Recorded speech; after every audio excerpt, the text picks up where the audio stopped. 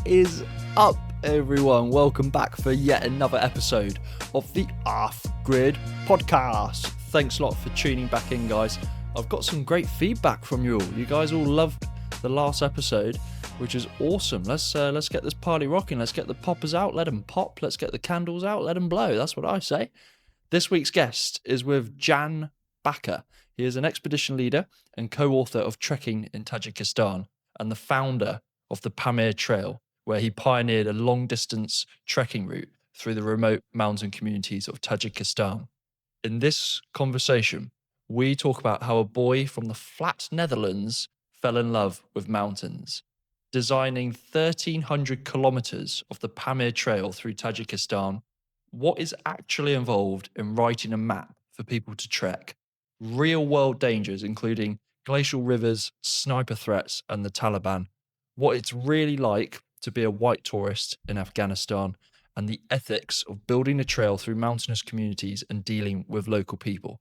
We also talk about his nomadic family life in Uganda, including Jan's first multi-day trek with his kids in the mountains, and cultural difference in philosophy and way of life compared to the West. Hope you guys absolutely love this episode. It was the first conversation I've ever had with someone who has pioneered a trekking route. I've never considered actually thinking about pioneering one. I've always just thought about hiking one. So this was a story of innovation and resilience in what it takes to really build an incredible trail. All right, on with the podcast.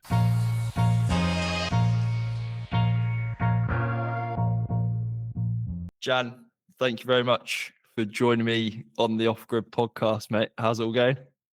Yeah, good, man. I just came back from the big African hills in East Africa. So I'm home now in Kampala, Uganda, coming from Mount Kenya and Kilimanjaro. So no, it's good to have some desk time actually after 3.5 weeks on the hill. So yeah.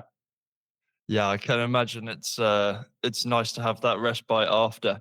And you sent me that picture of you up on the mountain, which just looked very gnarly, very slippy, quite dangerous, and also quite exciting. As I was doing my research into this podcast and a bit about you, it was super clear that you're well into the mountains, and you're expedition leader for a lot of mountainous regions. You're also the co-author of the book Trekking in Tajikistan, and I couldn't help but think the whole way through doing my research, how does a boy from one of the flattest countries in the world, in the Netherlands, end up becoming so in love with the mountains?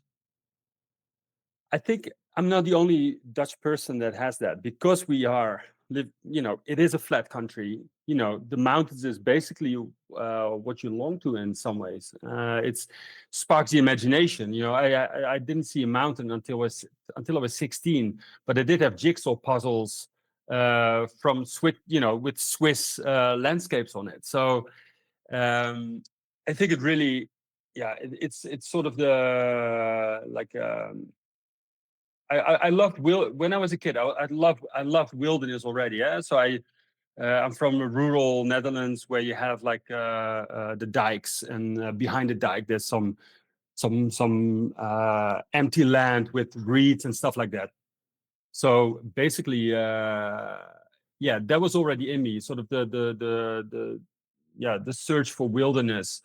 But then mountains are just something that's been on my mind, but I haven't been able to travel to them until I was almost in adulthood. And and once I saw my first mountain, I was sold. Like, bam, I need more of this.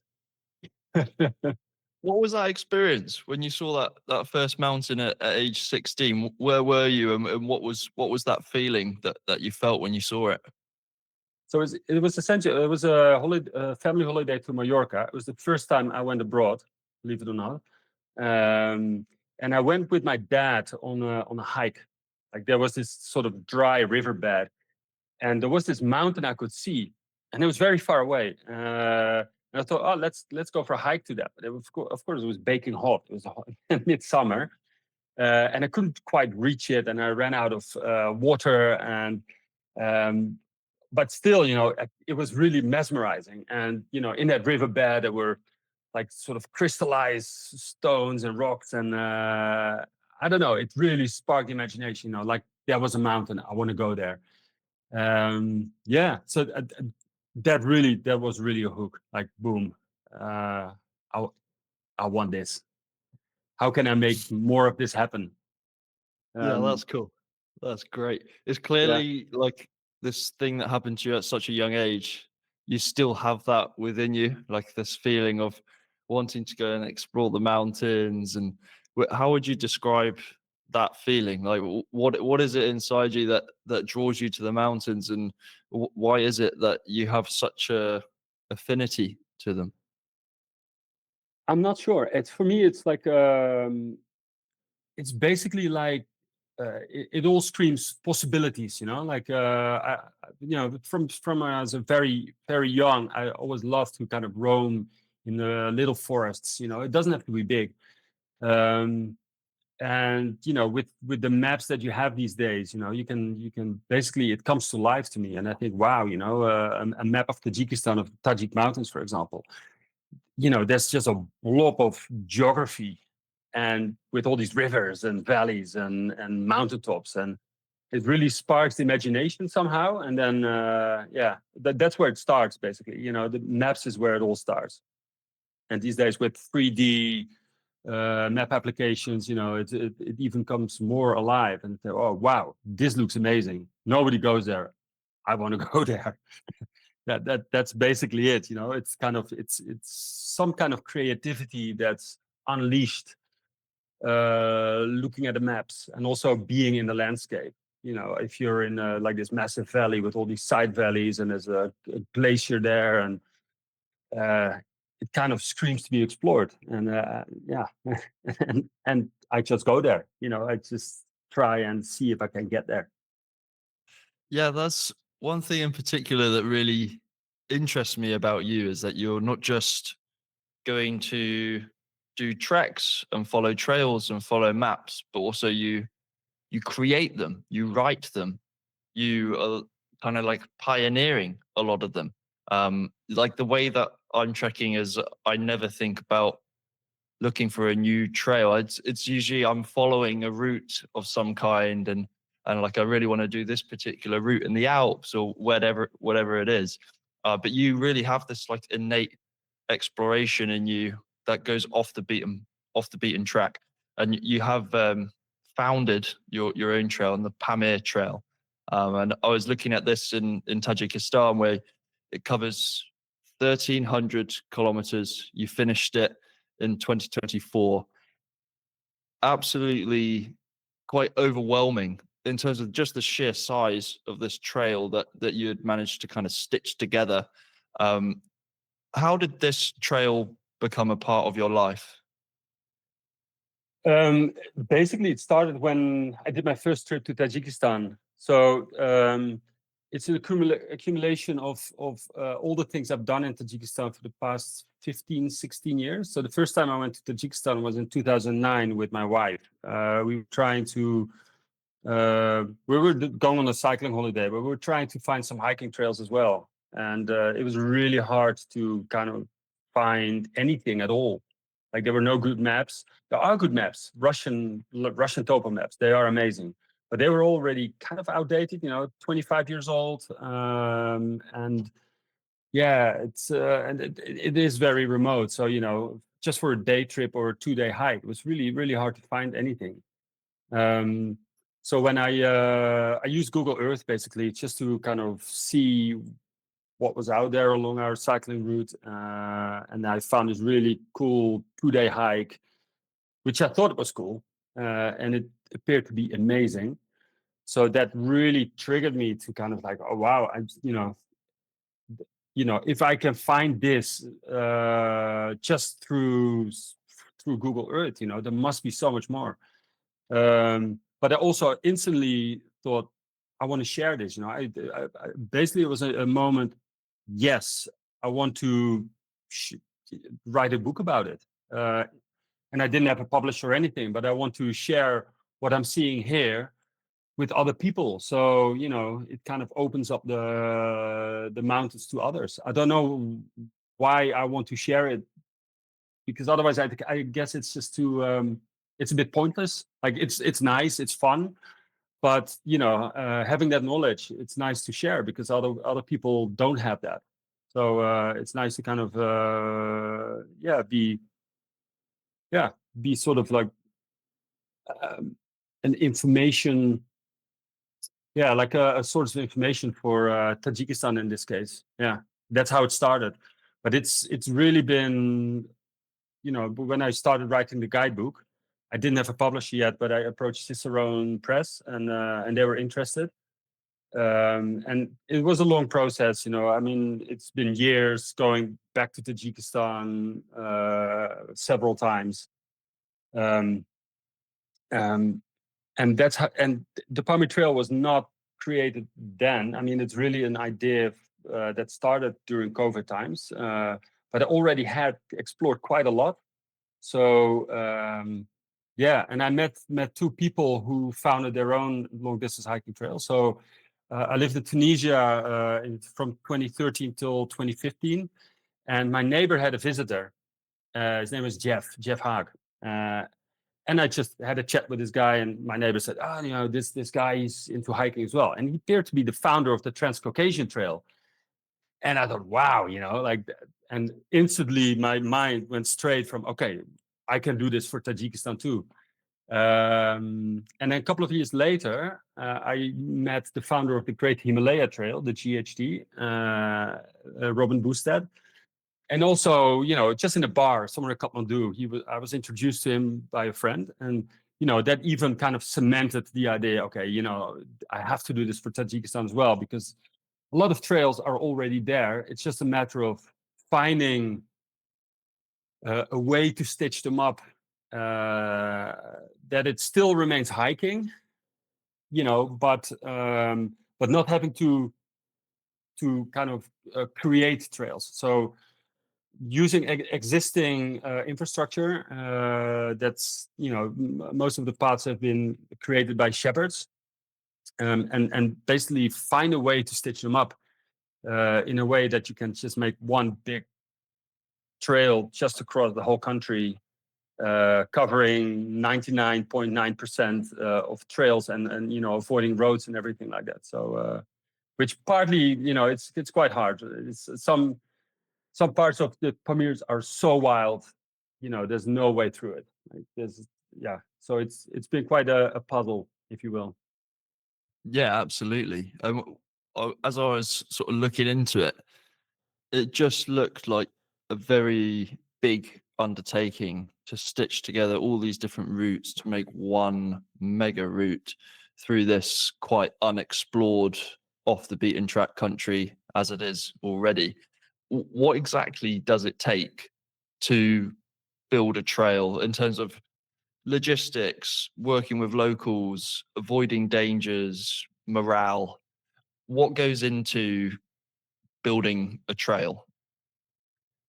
I think the most important part is collaboration with other people who are, who love trekking, hiking, exploring. So I have a number of people who help me out, and without them, it wouldn't have been really possible, because, also I have a family here in Uganda, so I can't really go away for the entire summer to explore.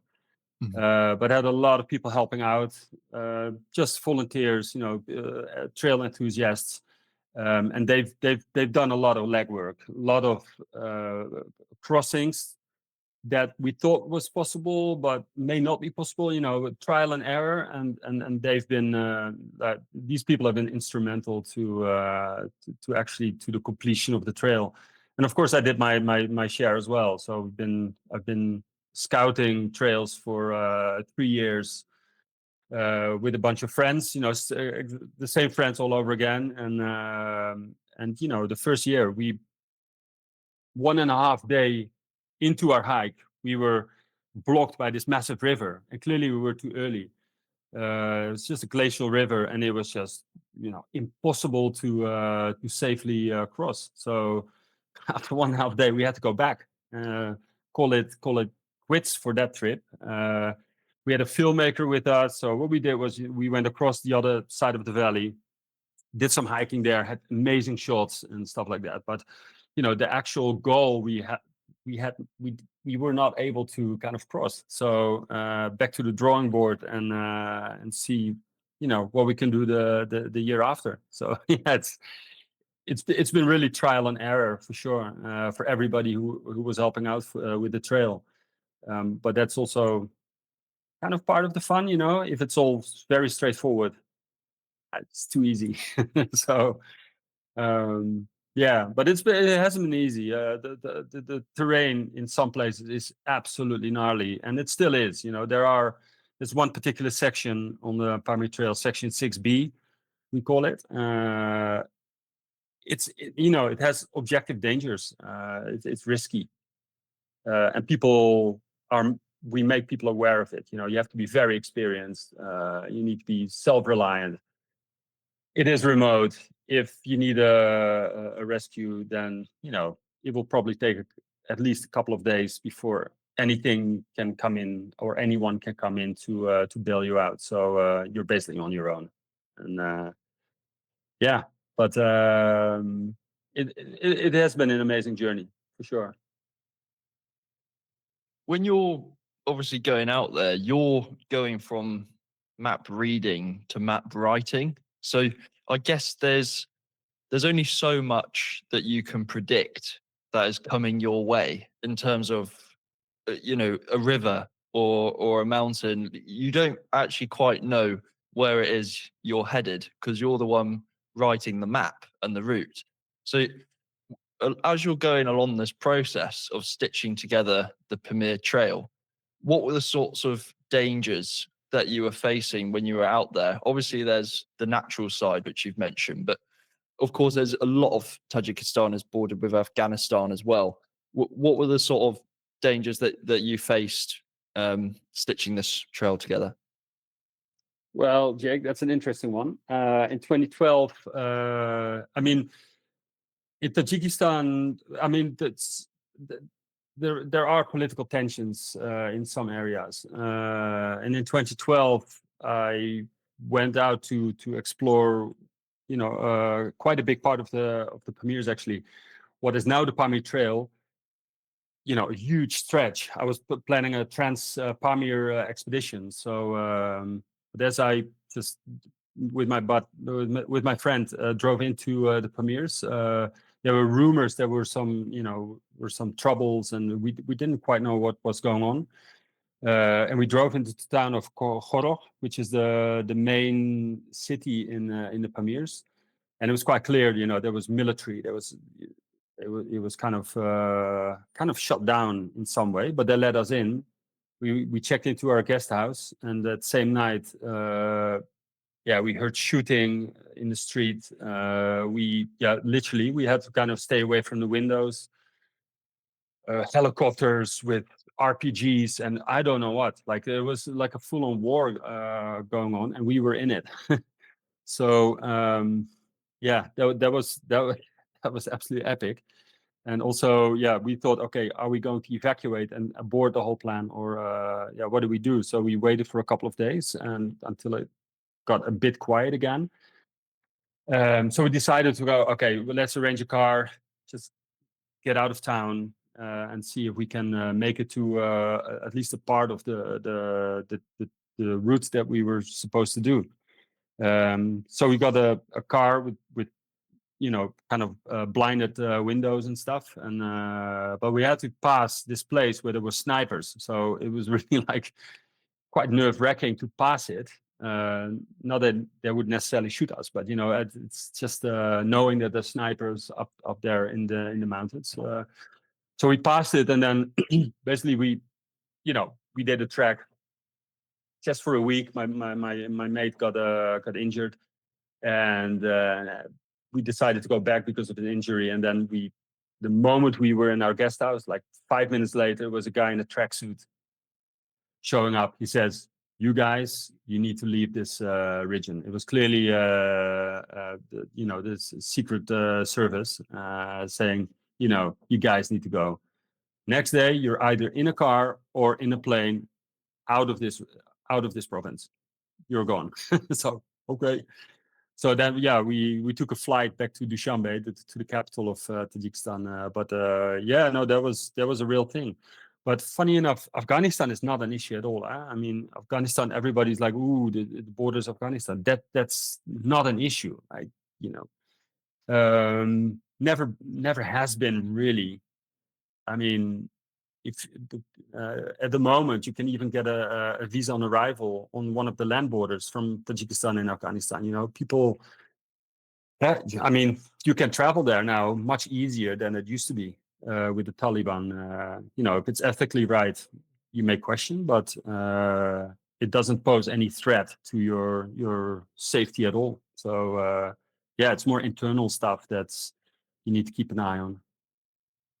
Wow, I mean, that is a lot to take in already. Your experiences just sound crazy. That you're going through like really life-threatening situations. Um, where I wanted to start actually on that was when you're in these situations and you've got gunfire outside the window and you're there to put together a trail that you wish to found. Are there any times where you think, what am I doing here? Like, is this actually worthwhile for the pursuit of building this trail? Because it sounds like you were really kind of in very dangerous places. Did you ever have those moments where you sort of begin to question what it is you're doing there? At the time, no, because I was quite focused, and you know, I traveled a long way to get there, and I mean, very naive maybe, but yeah, I mean, it was not targeted at us. I mean, it was there was a conflict going on that did not have anything to do with us as visitors, and I know the people in the Pamirs are so welcoming, so hospitable, you know, so accommodating. So I was sure that there was going to be a solution, and you know, I did not feel threatened actually. You know, apart from not standing in the windows, but yeah, it's funny enough. I thought, you know, let's keep let's keep going, and you know, yeah, it did. Yeah, I don't know. It did not feel threatening at the time, I would say. Maybe in hindsight, I thought, okay, was this a good idea? But you know, when you're in it, you think, okay, it's going to be fine. So, Yeah, yeah, totally with you on that. I've had many situations abroad where only in retrospect have I realized the the level of danger that I was in at that time. But when you're actually in the moment, it almost becomes completely normalized because that is your environment. Everyone's experiencing the same thing. Everyone's going through that dangerous thing at the same time. And so it's just like, okay, well, then let's deal with it. There's not really the time for perspective to think, actually, why am I here? Because that's almost useless. The only thing you really can do is think, okay, how do we get out of here? How do we achieve the purpose of us being here ultimately? You touched on Afghanistan as well. I feel like Afghanistan is just definitely in Western culture. It's like a big kind of red capital no-go zone danger area. What's your experience of being on the borders of Afghanistan, and or what do you think are some of the misconceptions about this country? Because it sounds like it's perhaps a bit more of a different thing when you're really there in real life. yeah, so I did 2 treks in Afghanistan on the Afghanistan side as well. So in the Wakhan corridor, which is basically if you have the map, there's in the northeast a long thin stretch of land that's bordered by Tajikistan and Pakistan, the Wakhan corridor, and I think it was yeah. I mean, at the time, the Taliban were the insurgents. They were the sort of the yeah, you know, they were trying to kind of yeah, I don't know, take control of the country, but they weren't in control. So, but that area, that specific area, was just quite a peaceful area because there was no presence of Taliban at the time, and you could cross the area through Tajikistan. So it's quite a different culture as well, different religion, Ismaili Muslims, and higher up you've got the nomadic people, the Kyrgyz, who basically roam on the high altitude plateaus in their yurts. So in 2010, I was there with my wife for a 3-week trek. Quite wild. We thought we organized everything, and nothing was organized by the guy that were in touch with. We even had the border guards had to kind of organize our taxi to the main town, and from there we had to find transport into the mountains. That's a 2-day drive. But yeah, no, the river had flushed away the road, so we had to kind of hike 3 days extra to get to the trailhead without a guide yet. We still had to find a guide. So but it was spectacular. Like the mountains there, it's where the Pamirs meet the Hindu Kush, and then you've got the local culture is incredible. You know, people are so welcoming, and so a very different experience you would have, I think, in mainland Afghanistan, where, you know, if you go to Kabul it would be very different, I think, because it's just a very different culture. So nowadays, I would not hesitate to visit Afghanistan, to be honest. I mean, I would just go there in a heartbeat. And also the main areas, like, not necessarily just Kabul, but I think the whole country is pretty accessible at the moment. I mean, there's some maybe border areas where you wouldn't go, but it is a big misconception. And I mean, yes, lots of things are wrong in the country in terms of politics and the way women are treated, of course. But the red blob in terms of security, yes, you have to be vigilant and you have to do your homework. But I think it's very travelable, I would say. One thing that really interested me is your sort of fascination with places off the beaten track, and you're quite outspoken with how people, they're always going to Nepal or to climb Kilimanjaro, but actually it's quite, I guess, hard for people to go to these places off the beaten track because it does require more homework. It's not quite as well trodden to know exactly where you're going and things like this. You mentioned earlier about ethics, trail, and whether things are morally right or wrong. Who exactly decides that a route is going to be built, and what were some of the ethics that you faced in building the Pamir Trail? Obviously, you're building a local economy as well, I guess, for the local people. So maybe you have to win them on board. But what's actually involved in the ethical side of building this trail?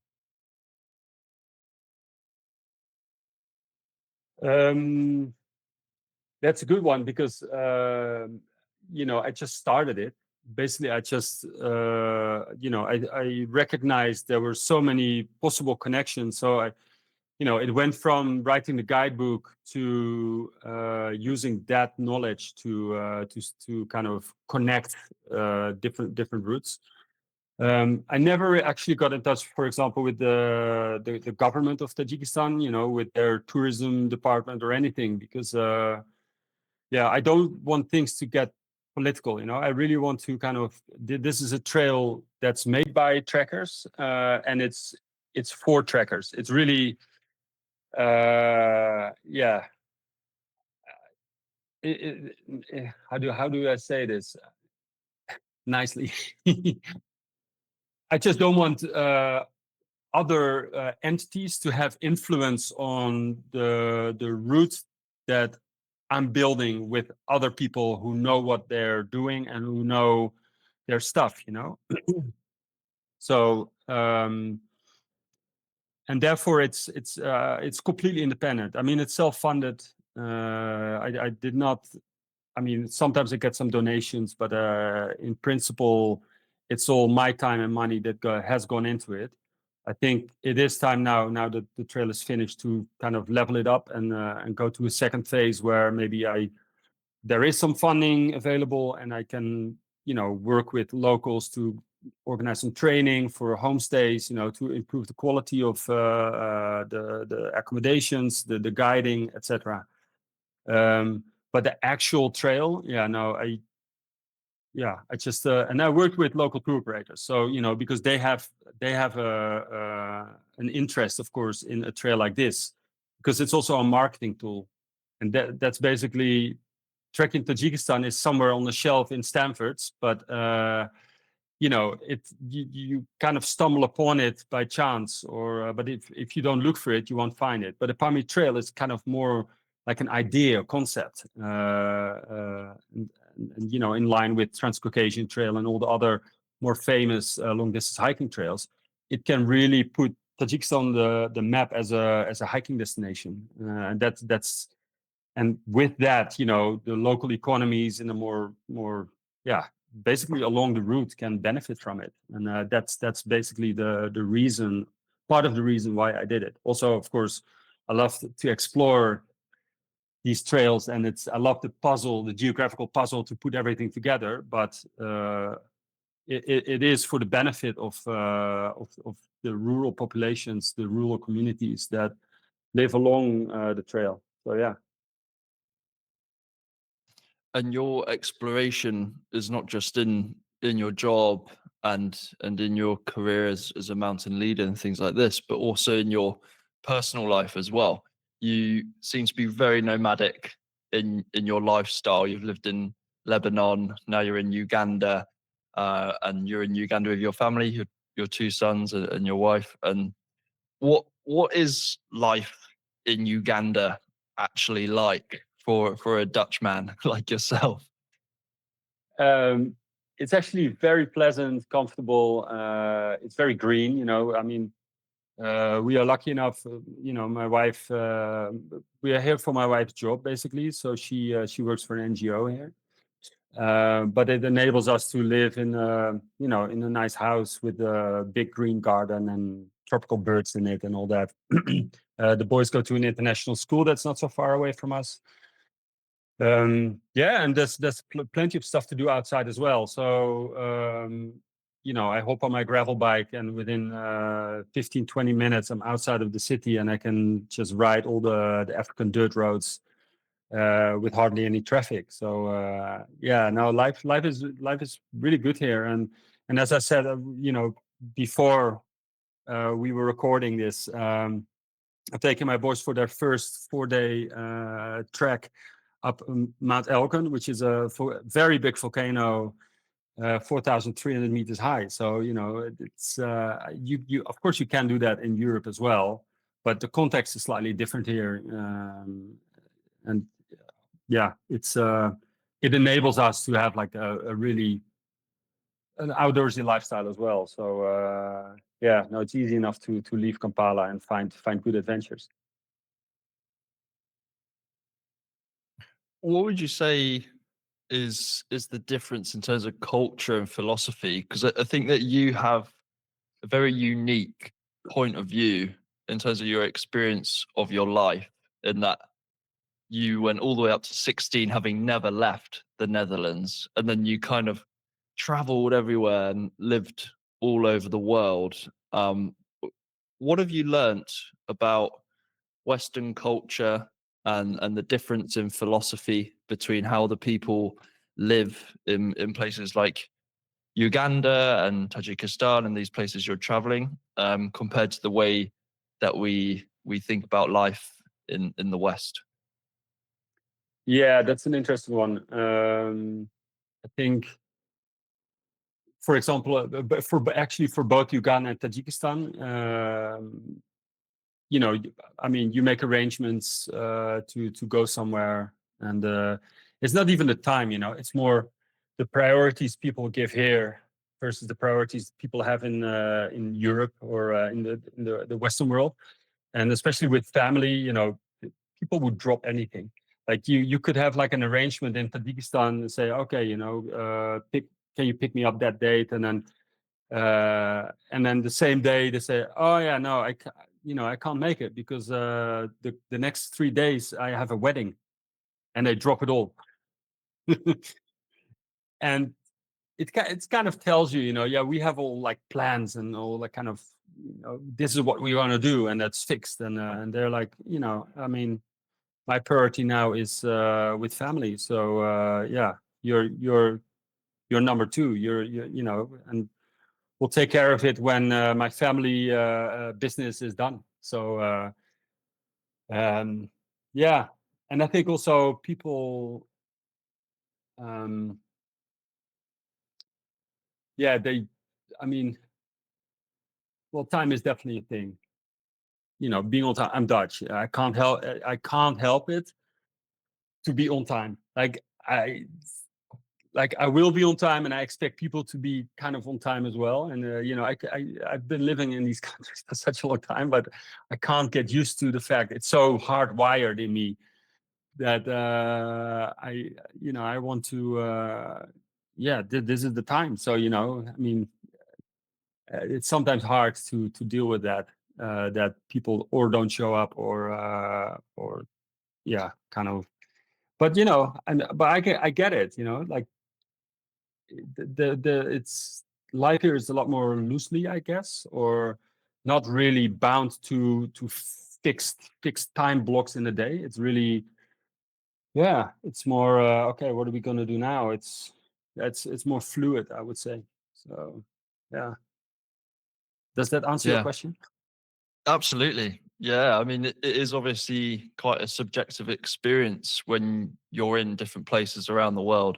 I know I've been to certain countries and had completely different experiences to someone else who's been in the exact same town that I visited as well. So yeah, I guess you can only ever speak from what you see and the experiences you've had around the world. Yeah. What does the future look like for you? You're obviously very nomadic, traveling around, and you're in Uganda with your wife working at the NGO. But what do you see for the future of like your boys growing up, and what do you want to see them grow up to become, and more about your personal life as well? What's in the years to come for you? Yeah, that's. I wish I knew. Now, for us, I mean, we had at some point we have a house in the northwest of Scotland, and for a couple of years we've already been thinking of moving temporarily back to Scotland. But yeah, we're only there in the summer, so that's in the Gairloch area, Torridon. It's beautiful, but going there in the summer is quite easy, long days and often fair weather. But the reality is, of course, living there midwinter with 6 hours of daylight and gales battering the place all the time. So yeah, we kind of steered away from that a little bit. I think the lifestyle that we have at the moment we really enjoy. So, but it all depends on opportunities. So, I mean, the landscape in the NGO world has changed radically since Trump, kind of basically dissolved US aid, and I think there's more like there's a trend in that, so it's going to be harder to find jobs in places like these. I mean, we hope to be here for another couple of years, and then I think we just move on to somewhere similar. I mean, that could be Southeast Asia, that could be um, South America if there is any opportunity. It's I think we stick around, we stick to the lifestyle that we have at the moment. And it could be that we temporarily go to Scotland at some point when the boys are older and they basically have to move school because they're in the British curriculum, and they might want to study at a Scottish university. But there's some rules, so we might have to move back for a bit to make that happen. So I don't know, but they go to a fantastic school. They're very internationally oriented. My oldest son was born in Tunis. My youngest was born in Beirut. So it's kind of ingrained, I think, in their the nomadic kind of lifestyle. It's ingrained in their DNA, although we've been here for 6 years. But now I really want to kind of get them to to get into adventure and become my adventure buddies. I really hope that I can take them to a place like Tajikistan, going on bike rides to far-flung places. So and hopefully our Mount Elgon adventure is going to be the start of it. So yeah. I'm sure it will. That sounds like a great adventure you guys have got ahead of you. And it's always so nice to speak to a parent and a father that just wants nothing more for their children than adventure, and giving them that great gift of realizing that the world is this massive place, and you can go and do incredible things, which I know by the sounds of it was very different to the childhood that you had, having not left the Netherlands up until age 16. So that's clearly a very intentional way that you're teaching your sons, and yeah, super cool.